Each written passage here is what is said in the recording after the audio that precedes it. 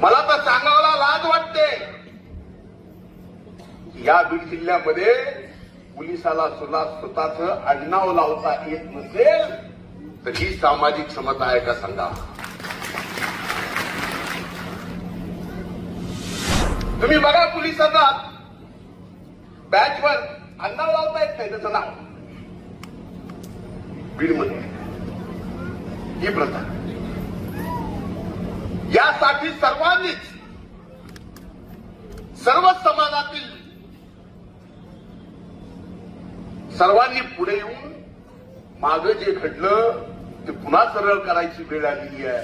शासनासमोर प्रश्न मांडायचे सुद्धा आणि शासनाकडून प्रश्न सोडवून घेण्याची सुद्धा आणि इथून पुढच्या जयंतीची सुद्धा जबाबदारी मी घेतो. शिक्षण फक्त बंधारी समाजापुरतं नव्हतं. म्हणून माझे हात जोडून कळकळीची विनंती आहे, मधल्या काळामध्ये आपल्या जिल्ह्यातच नाही तर अनेक ठिकाणी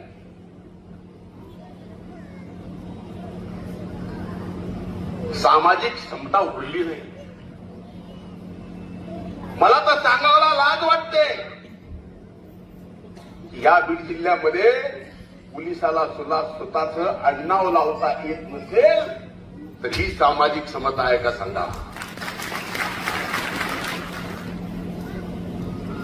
तुम्ही बघा पोलिसांना बॅचवर आडनाव लावता येत नाही त्याचं नाव.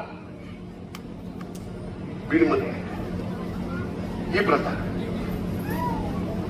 यासाठी सर्वांनीच, सर्व समाजातील सर्वांनी पुढे येऊन मागं जे घडलं ते पुन्हा सरळ करायची वेळ आलेली आहे. आपण ज्या मागण्या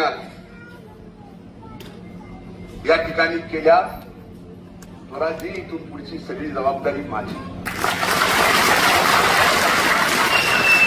तुमच्या लढाईची सुद्धा, शासनासमोर प्रश्न मांडायची सुद्धा आणि शासनाकडून प्रश्न सोडवून घेण्याची सुद्धा आणि इथून पुढच्या जयंतीची सुद्धा जबाबदारी मी घेतो आणि असंच पुढे काम करत राहा. शुभेच्छा देतो. ज्या मान्यवरांचा या ठिकाणी सत्कार होणार आहे, माझ्या नंतर ते होणार आहे, त्या सत्कार मूर्तींचं अभिनंदन करतो. थांबतो. धन्यवाद. जय हिंद, जय महाराष्ट्र.